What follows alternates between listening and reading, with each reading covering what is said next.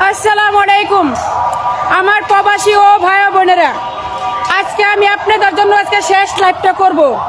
আর কোনোদিন আপনাদের কাছে আমি লাইভে আসবো না।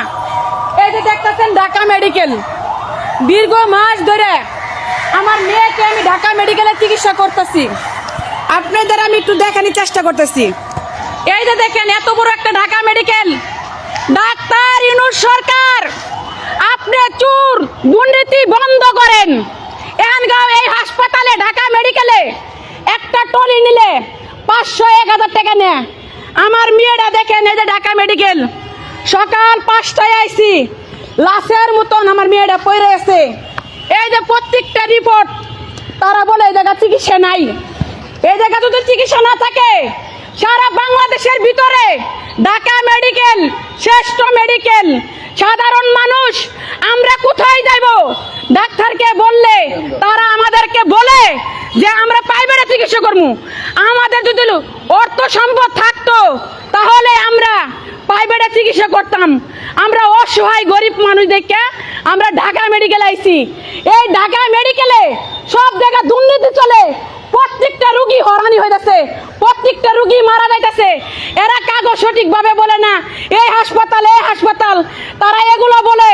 তারা টেলি দিতে গেলে 1000 টাকা বিল নেয়, 1000 টাকা বিল নেয়। রিপোর্টে এই টাকা সেই টাকা।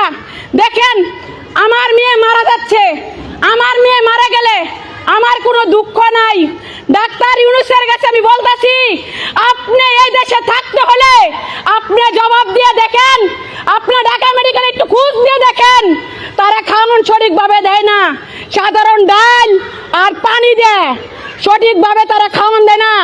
ডাক্তার ইউনূস, আপনি হাসপাতালে তদন্ত করে দেখেন, মানুষকে তারা সুস্থ চিকিৎসা দিচ্ছে না, মানুষকে সঠিকভাবে খাওয়ান দিচ্ছে না। সাধারণ একটা টলি নিলেও তারা 1000 টাকা গাড়ি ভাড়া নেয়। আমার মেয়েটারে একটা টলির জন্য সহযোগিতা চাচ্ছি যে আমার মেয়েকে দোতলা তুলবো। আমার মেয়েকে আমি গাড়ি তুলতে পারতেছি না। ডাক্তার ইউনূসের কাছে বলি, আমাদের বাংলাদেশের প্রত্যেকটা নাগরিক আছে আমি বলতে চাই, আজকে আমি কষ্ট করতেছি।